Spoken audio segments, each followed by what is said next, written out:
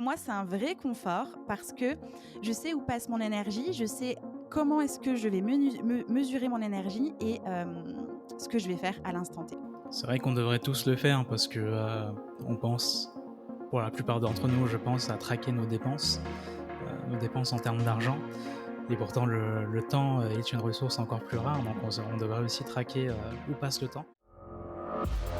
Bienvenue sur Le Bout du Tunnel, le podcast où vous apprendrez tout sur les lancements d'entrepreneurs inspirants. Je suis Kevin Pem, j'accompagne les coachs et les formateurs à performer grâce au tunnel de vente. Et dans ce podcast, vous allez découvrir leur retour d'expérience et leurs challenges du quotidien. Mais vous obtiendrez aussi leurs conseils d'experts sur ce qui marche vraiment. Parce que bon, les interviews d'entrepreneurs qui font des millions, c'est bien, mais connaître la réalité du marché à votre échelle, c'est encore mieux. Bref, je suis là pour vous aider à voir le bout du tunnel. Salut Justine, je suis hyper content de te recevoir aujourd'hui sur le podcast. Est-ce que tu pourrais te présenter en 1 minute pour les auditeurs? Bien sûr, salut Kevin déjà, je suis ravie d'être avec toi aujourd'hui. Merci pour ton invitation. Et pour me présenter rapidement, eh bien, je suis Justine, fondatrice de l'entreprise et du podcast Réveille ton bise. J'accompagne les entrepreneurs à développer leur business sereinement, à éviter de subir ce qu'ils ont créé ou ce qu'ils s'apprêtent à créer et à éviter de prospecter grâce à l'outil du podcast. Très bien, super présentation, on a hâte d'en savoir plus. Il faut savoir que j'ai rencontré Justine sur le 3-6 de Pauline Sarda parce qu'elle était ma mentor. Et d'ailleurs, c'est toujours le cas parce qu'on repart aussi sur une nouvelle session où elle sera aussi en partie ma mentor. Donc, j'ai hâte de continuer encore 6 mois avec toi, Justine. Ce qui m'a aussi très impressionné, et c'est pour ça qu'on est là aujourd'hui, c'est que tu as une super organisation, en tout cas une organisation très poussée, telle que j'aimerais bien avoir. C'est-à-dire que ce qui m'impressionne encore plus, c'est que tu mesures tout ton travail. C'est tout ton temps passé sur le travail. Et en plus, tu arrives à bien déléguer ce dont tu ne veux pas t'occuper. Euh, Comment est-ce que tu fais, toi, de ton côté, pour gérer tout ça? Comment est-ce que tu fais pour t'organiser? Hmm. Alors, en fait, je crois que ça s'est fait déjà naturellement. J'ai alors non pas des facilités à être organisée parce que j'ai toujours pensé qu'en étant créative, j'allais être justement bordélique et en fait, j'ai besoin de naturellement de structuration et d'étapes, en fait, pour pouvoir avancer au fur et à mesure dans la direction, dont j'ai besoin d'aller. Je suis un peu madame projet, tout est projet, gestion de projet chez moi, gestion de projet dans mon entreprise, tout est organisation. Je ne peux pas, ne serait-ce que, titre d'exemple, la semaine prochaine, je suis en vacances. Je suis déjà en train de me faire un planning de qu'est-ce que j'ai envie de faire, comment je vais le faire, à quel moment, etc. etc. Ça peut être usant pour des personnes qui m'entourent, justement. Mais pour moi, c'est un vrai confort parce que je sais où passe mon énergie, je sais comment est-ce que je vais mesurer mon énergie et ce que je vais faire à l'instant T. Donc, en gros, ça se passe par étapes, c'est-à-dire que je vais déjà vider mon cerveau. Alors, pour ça, j'utilise l'outil Notion et en fait, je vais vider tout ce dont j'ai besoin de vider, tout ce qu'il y a dans ma tête. Des fois, c'est juste des micro-tâches, des fois, c'est un projet complet et je vais tout écrire. Et ensuite, je vais rassembler en fait les tâches soit sous le même projet, si c'est pour avancer dans un projet, soit les tâches similaires pour pouvoir du coup les intégrer dans mon agenda. Et grosso modo, c'est un petit peu comme ça. Là où j'ai mis du temps enfin, ce que j'ai mis du temps à mettre en place, c'est plutôt la connaissance de moi-même sur mon niveau d'énergie en fonction des jours de la semaine, même des moments du mois et des heures de la journée. Et aujourd'hui, je sais à quel moment je suis plus efficace par rapport, enfin, par exemple, sur de la création de contenu ou si je suis plus efficace sur, je sais pas, réflexion stratégie ou opérationnelle ou juste pas beaucoup de cerveau disponible pour juste gérer mes mails.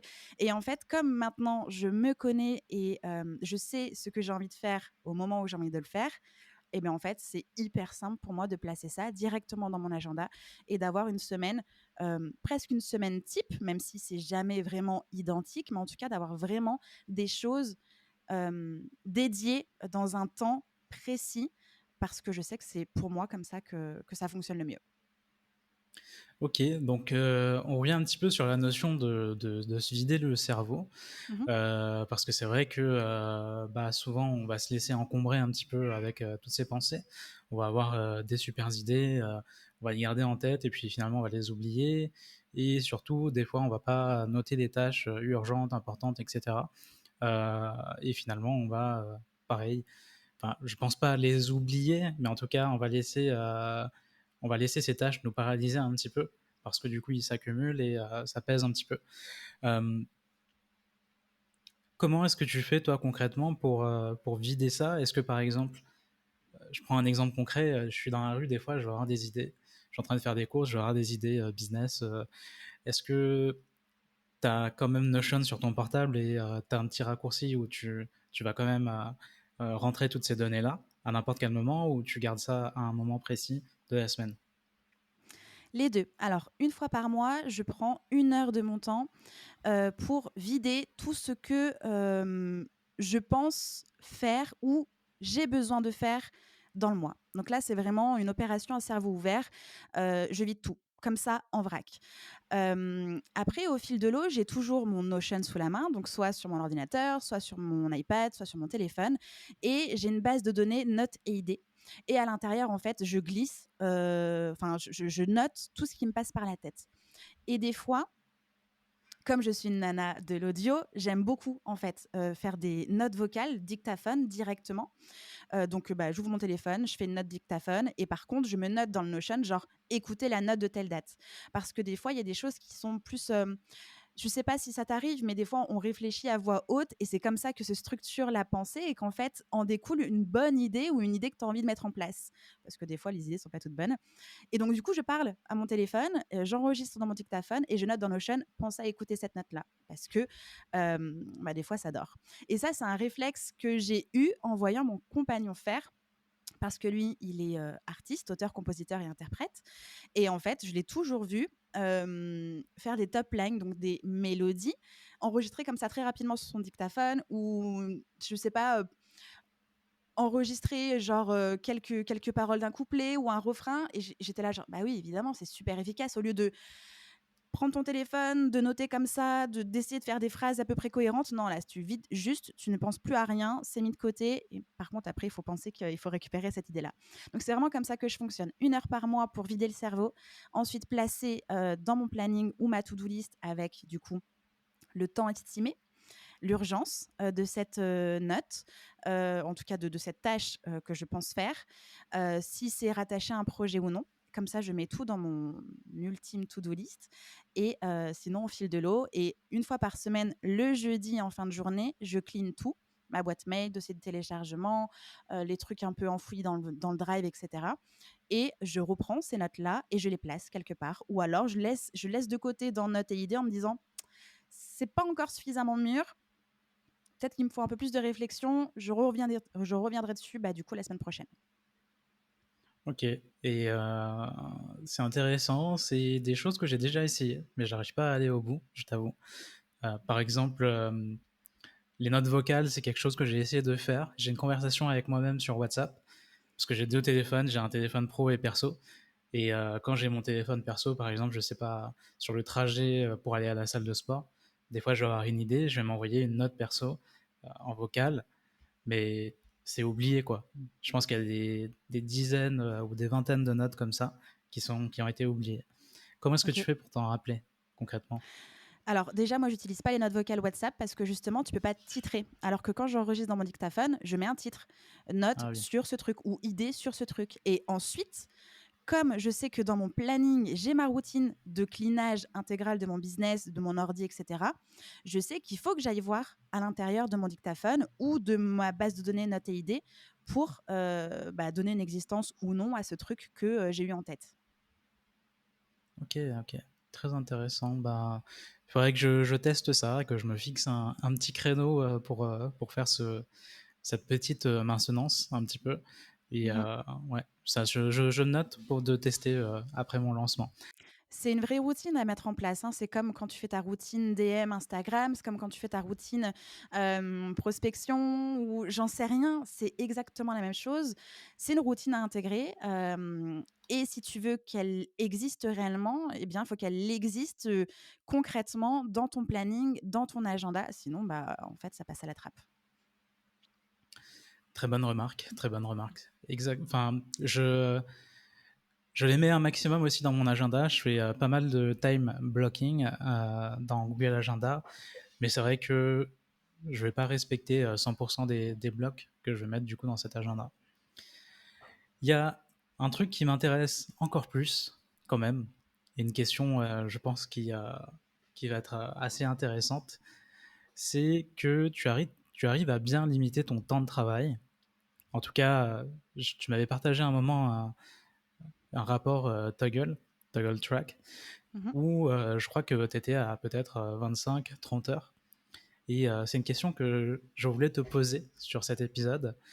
Comment est-ce que tu fais pour travailler moins sans que ça impacte ton chiffre d'affaires? Mmh. Alors déjà, Toggle, pareil, ça a été un réflexe que j'ai mis du temps à avoir. J'ai commencé avec cette application pour un client, faut remonter dans le temps, je crois que c'était genre en 2018 ou en 2019, hein, l'un de mes premiers clients, hem, où en fait je facturais à l'heure. Donc j'avais vraiment besoin de savoir combien de temps je passais. C'était quand même assez approximatif de dire: «Alors j'ai commencé à 11h48 et donc j'ai terminé à 12h15», ça fait un calcul de non. Toggle, il fait le cerveau de calcul, c'est très bien. Donc en fait, c'est d'abord pour ce client-là que j'ai installé Toggle dans mon quotidien. Et puis au fur et à mesure, j'ai ajouté à Toggle des projets. Quand je travaille dans mon entreprise, donc par exemple quand je fais admin, gestion compta, quand je suis en mode communication, si je suis sur les réseaux sociaux, ou si je suis en train de travailler sur la création de contenu, ou même pour enregistrer un épisode de podcast, j'ai Toggle, je lui indique si je suis en train d'enregistrer ou si je suis en train de monter en fonction des choses. En fait, j'ai intégré à Toggle l'intégralité de mon quotidien. Et ça m'a beaucoup aidé à savoir donc deux choses hyper importantes, c'est où passe mon énergie et est-ce que je suis rentable. Parce qu'effectivement, des fois, ou même très souvent, on passe une journée sans savoir réellement ce qui s'est passé. On passe un nombre d'heures sans savoir réellement combien d'heures on a été à notre bureau, en fait. Et à la fin de la journée, on est là, genre, mais qu'est-ce que j'ai fait?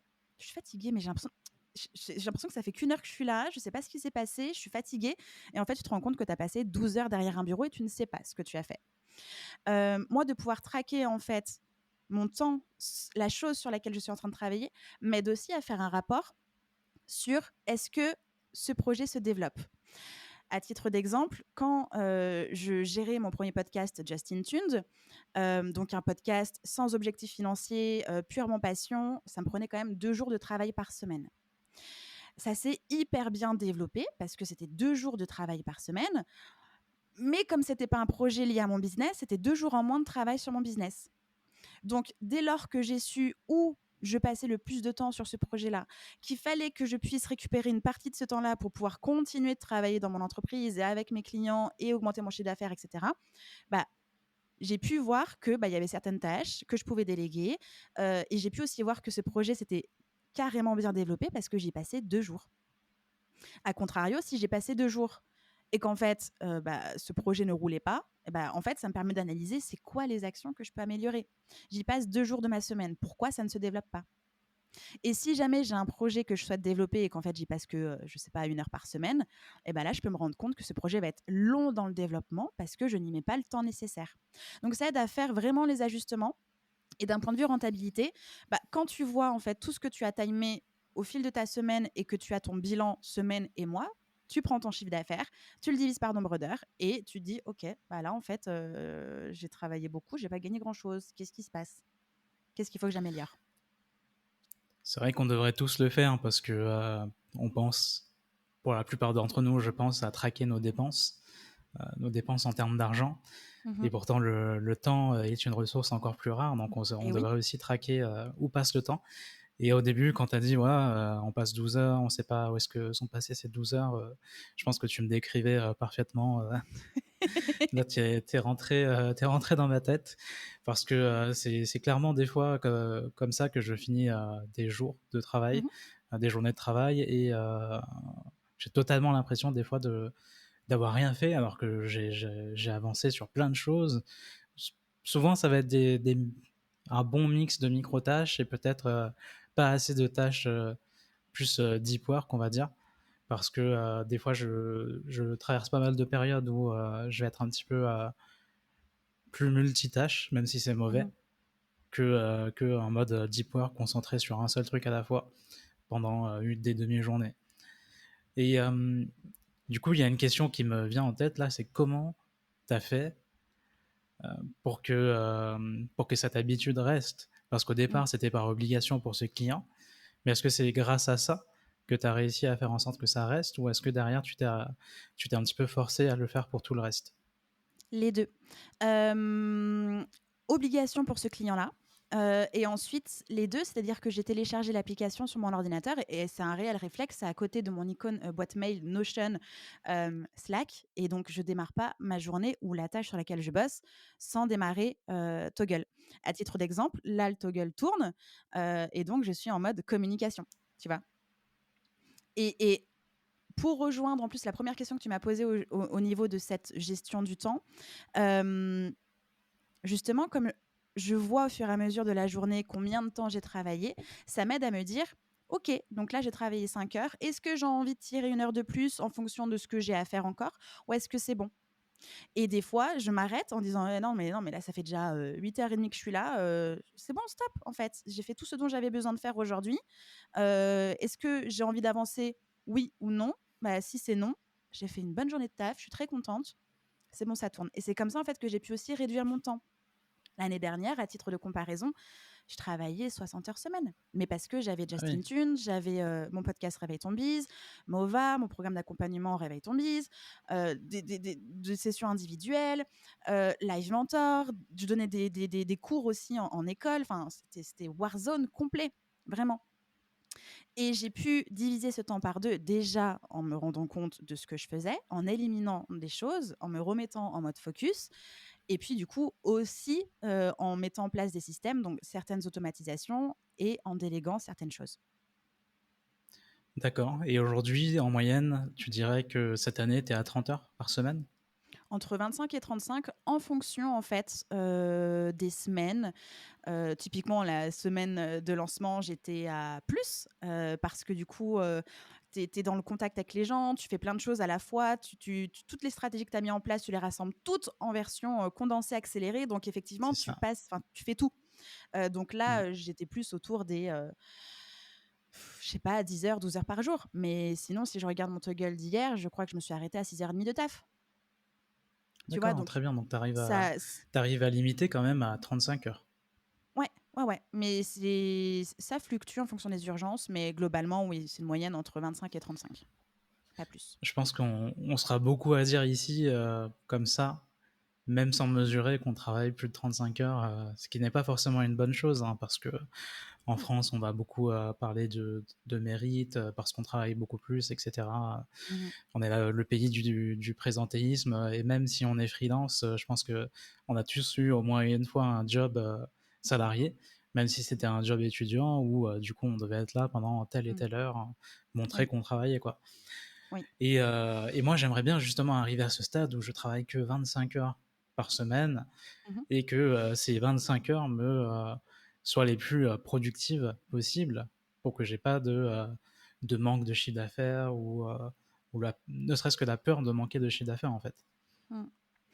Bah, en fait, pour atteindre cet objectif-là, déjà, il faut que tu le places dans ton planning pour savoir: «OK, donc ces 25 heures-là, je les mets où et comment? Et à l'intérieur de ça, qu'est-ce que je fais? Et quel projet je vais mener, en fait, dans ces 25 heures?» Heu, Avoir une vision sur ton temps, ça va te permettre vraiment de recadrer, en fait, l'ensemble des tâches et des actions, que tu vas vouloir faire et que tu vas devoir faire pendant ce temps imparti. Moi, par exemple, ma semaine se passe du lundi au jeudi soir. Tous les vendredis, c'est, journée un peu, alors pas off, quoique je peux très bien être en off le vendredi, mais c'est plutôt une journée qui est dédiée, soit de l'auto-formation, soit à du meeting avec mon équipe, soit réflexion, soit off, en fait. C'est un peu, la journée pas tampon du tout, je rattrape rien, ce qui a pas été terminé le jeudi, et ben, c'est dispatché la semaine suivante ou les jours d'après. Mais du coup, je sais que, je dois être dans l'action, efficace, productive et focus du lundi matin au jeudi fin de journée. Et j'ai même envie de te dire au jeudi 15h30, parce que de 15h30 à 17h, je suis en réunion avec mon équipe, réunion hebdo, strat, un petit peu. Donc en fait, tout se passe entre lundi 8h30 et jeudi 15h30, quoi.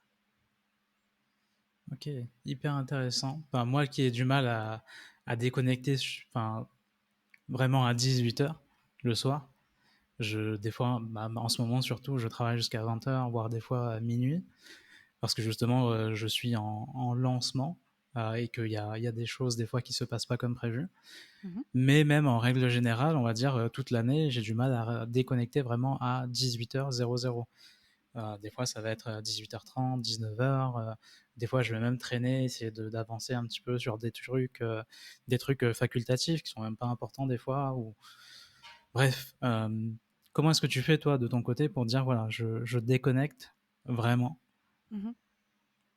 2 choses. La première, je me fous la paix, vraiment. Je sais ce que j'ai à faire dans la journée. Si c'est pas terminé, je m'interroge moi-même: «Est-ce que j'ai envie? Est-ce que j'ai l'énergie de?» Si c'est oui, j'y vais. Si c'est non, c'est, déplacé quelque part. Ensuite, j'ai instauré des routines début et fin de journée, pour m'aider à commencer ma journée sur de bonnes vibes. Alors je suis pas, pro yoga, Miracle Morning et compagnie. Tu me vois pas faire une salutation au soleil le matin à 7h30. Par contre, je fais des choses, que j'apprécie et des fois, c'est juste au feeling. Alors je m'oblige entre guillemets à lire parce que je suis une grande lectrice de base et que j'étais très frustrée pendant très longtemps de ne plus lire parce qu'en fait je passe ma journée devant des écrans et que mon iPad m'accompagne jusque sur mon oreiller avec une série ou un film le soir. Donc en fait je voulais réintégrer la lecture dans ma vie.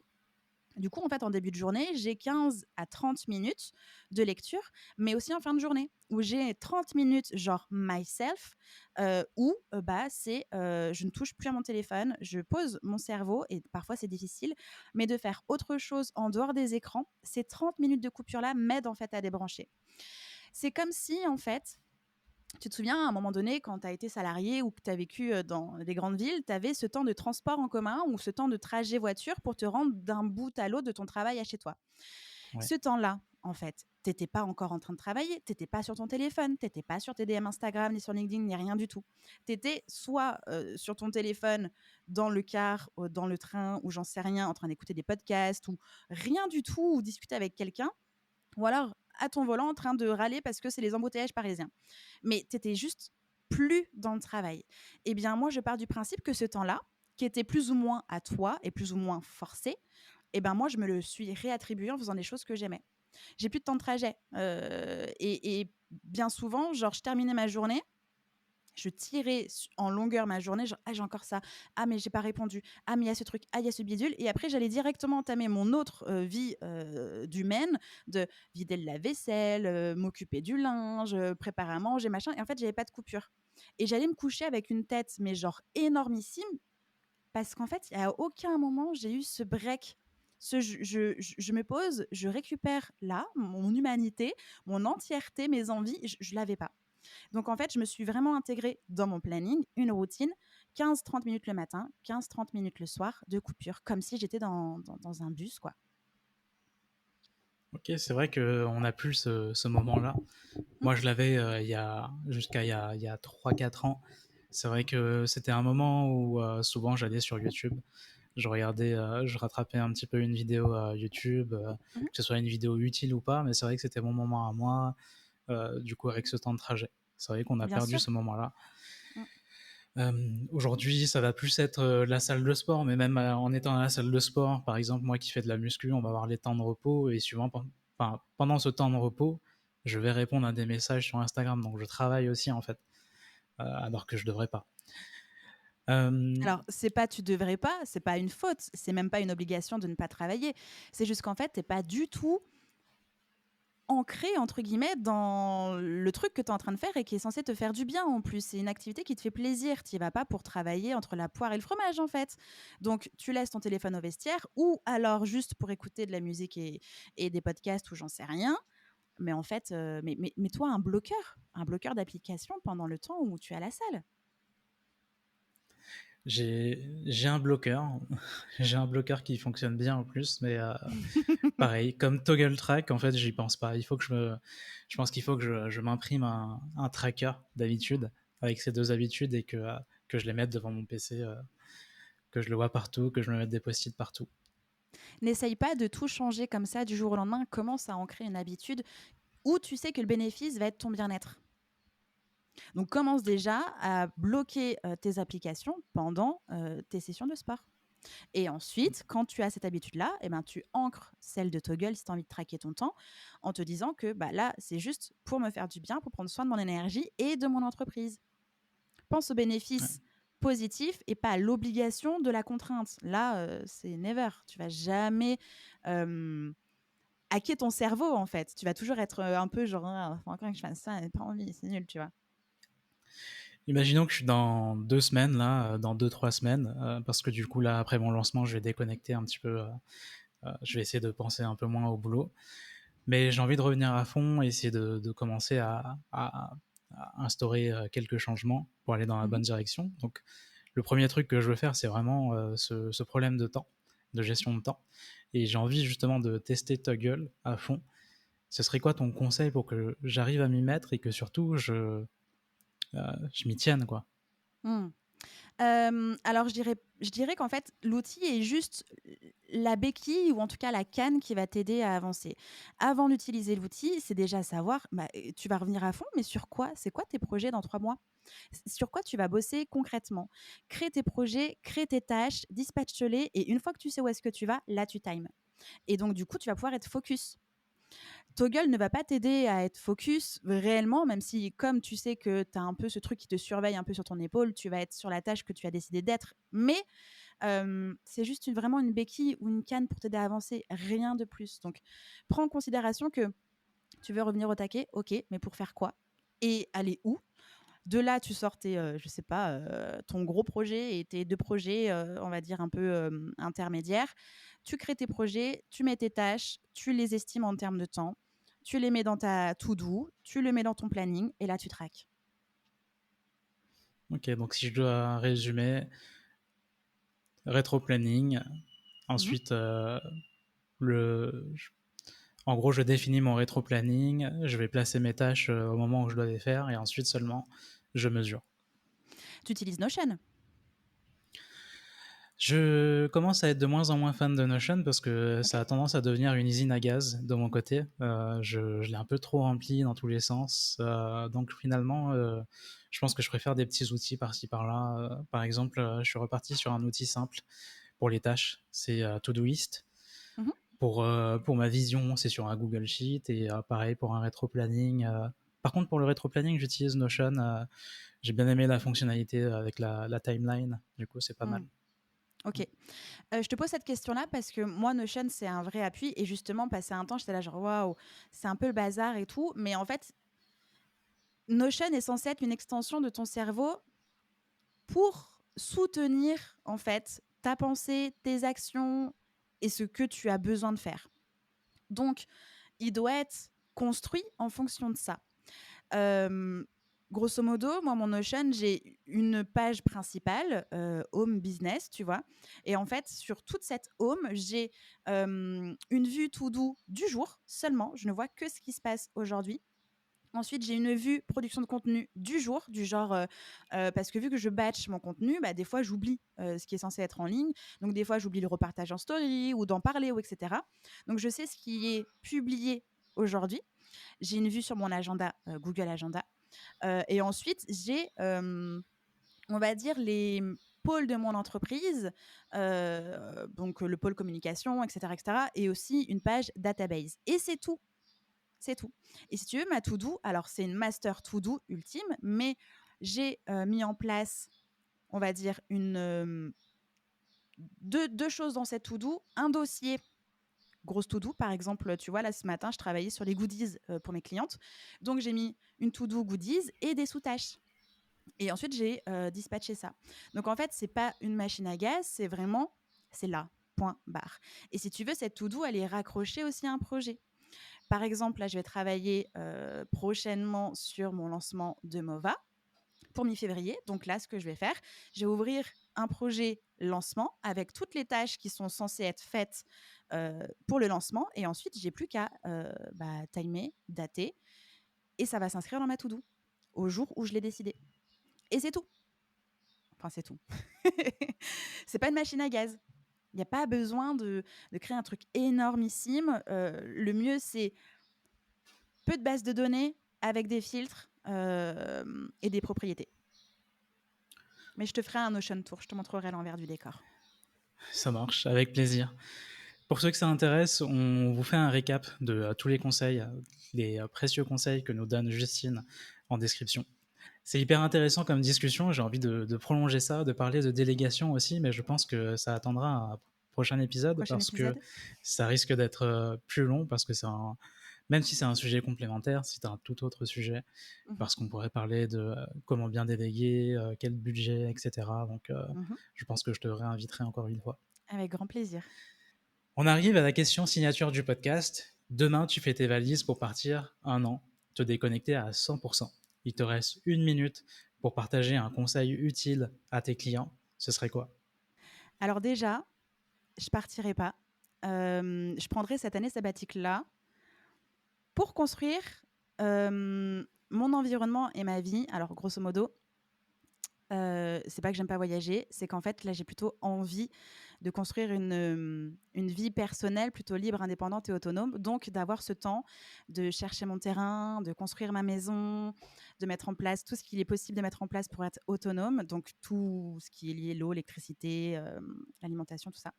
C'est vraiment un truc qui me fait vibrer depuis, des années. C'est sur mon vision board et à chaque fois ça passe, après tout. Donc je prendrai cette année-là pour vraiment être focus.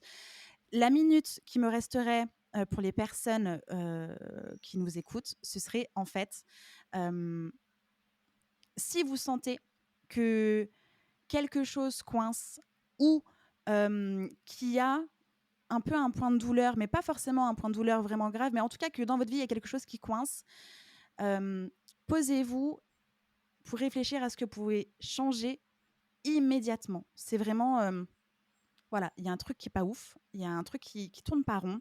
Vous sentez que c'est pas aligné, c'est pas confort. Hem, Posez-vous et réfléchissez à qu'est-ce que je peux changer maintenant pour que ça aille mieux, pour me sentir mieux, pour aller mieux, peu importe et ensuite passer à l'action. Ok. Je rebondis un petit peu sur la première partie de la réponse et je trouve ça super intéressant d'avoir une réponse un peu à contre-courant comme ça, parce que c'est une envie que j'ai aussi en ce moment. C'est une envie que j'ai de vouloir construire aussi quelque chose de stable, construire un peu sa maison, quoi. Pour avoir un pied à terre, essayer d'avancer sur les projets de grande ampleur, parce que c'est quelque chose qui compte aussi sur le long terme. Parce que même si on Mmh. a envie de voyager, même si on se dit digital nomade, etc., au final, on finira par avoir un pied à terre un jour.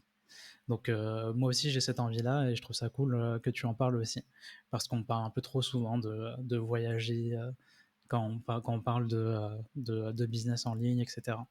Mmh. Et ensuite, ouais, super, super conseil sur le fait de sentir que quelque chose ne va pas, du coup, essayer de prendre le temps de réfléchir, essayer de voir ce qu'on peut changer. Mmh. Qu'est-ce qu'on peut faire maintenant tout de suite pour que ça aille mieux? Mm. Il y a une question qui me vient en tête j'ai que j'ai lue dans The One Thing. En gros, c'est quoi la chose que je peux faire aujourd'hui, là, Mmh. maintenant, pour impacter mes résultats ou ma vie, pour avoir des gros changements, quoi. Complètement. Merci beaucoup, Justine. C'était un super épisode. Donc, pour ceux que ça intéresse, bien sûr, on prévoit comme d'hab un résumé par écrit. Le lien se trouve en description. Justine, où est-ce qu'on peut te retrouver pour pouvoir creuser un peu plus ce sujet-là avec toi? Partout sur les internets, il suffit de taper justinearma.com sur, votre moteur de recherche préféré et vous allez me voir débarquer avec mes cheveux rouges, mon site internet rouge, mon branding rouge, dans votre ordinateur, tablette ou téléphone, peu importe et du coup, une boîte mail qui fonctionne, un Instagram qui fonctionne très bien aussi, et un podcast, avec 2 épisodes par semaine. Donc il s'appelle Réveille ton bise, un épisode le lundi à 6 heures et le vendredi à 6 heures aussi. Voilà où est-ce qu'on peut me trouver. Top, on mettra les liens directement en description.